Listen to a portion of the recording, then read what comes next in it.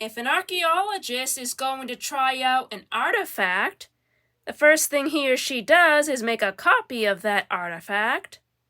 Miss Frizzle said. She made a copy and gave the original artifact to Liz to bring back to Arnold. Then we joined Miss Frizzle at the large computer screen. Now, we know the hoop was made long ago because... began Miss Frizzle, but what else do we know?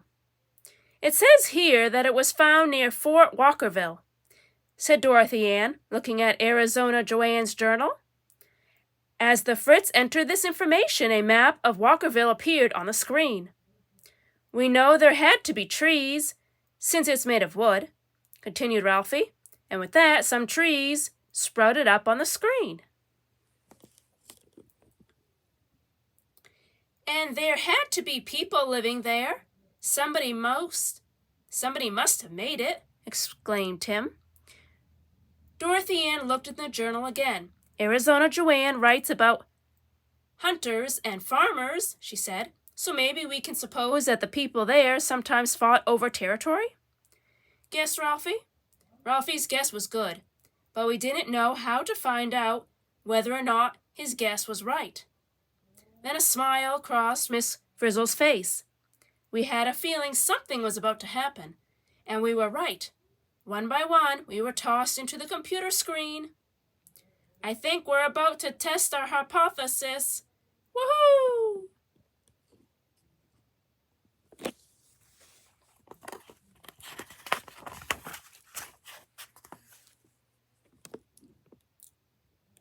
Suddenly, we found ourselves in the place we had supposed. The suppositron had taken what we knew, added our guess, and created a what-if world.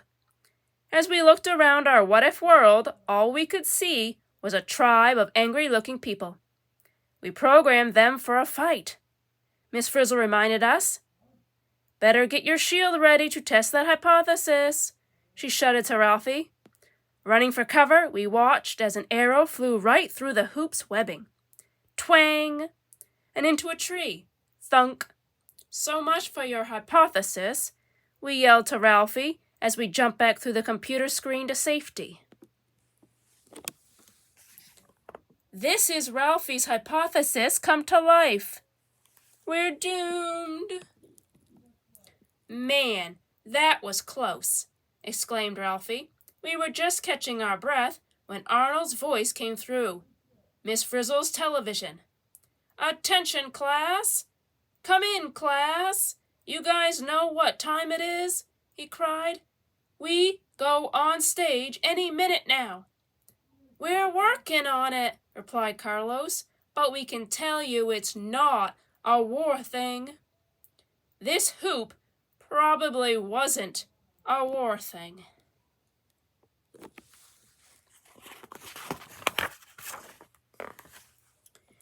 It says here that Arizona Joanne found remains of canoes near where she found the hoop, noted Wanda, her nose in the journal. Then Tim picked up the hoop. Look at this webbing, he said. It makes the hoop perfect for grabbing and scooping things. I guessed it was a net, so now I say it's a fish net. Miss Frizzle entered the guess into the suppositron. Come on, class, let's make a splash, she said. Then she dove into the screen. We were a little worried, but we followed her. Splash, splash, splash. At my old school, we always did what the teacher asked. I hypothesized that it's a fish net. Paddling downstream, we noticed that the water was full of fish. But every time Tim tried to catch fish with the hoop, they would just slip through the net or swim around it. Too bad you can't catch one, Dorothy Ann said.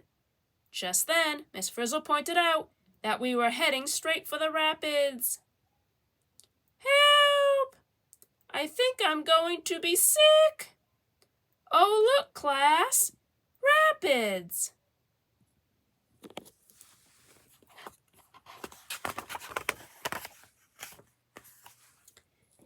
Meanwhile, back at the show and tell competition, Arnold turned on his television to see us shooting down the rapids.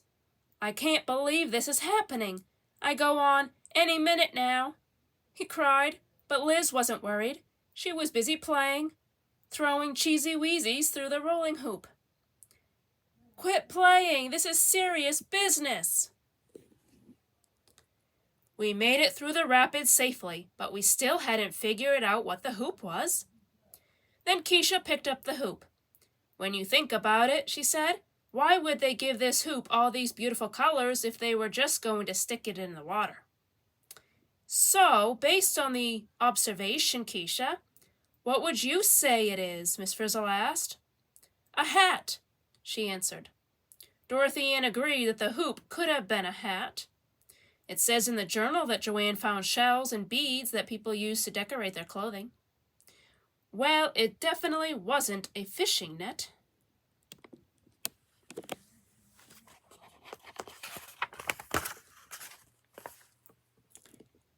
So we guessed that the hat was worn as part of a dance celebration and put our hypothesis to the test.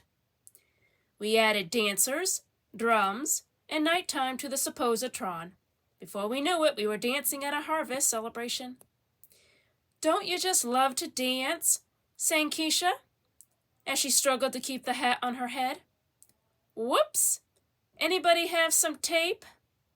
Let's celebrate! It looks like my hypothesis is history.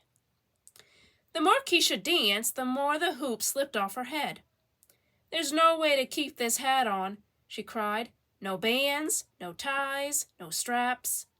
And there are no marks on the rim to show where they could have been, noticed Phoebe.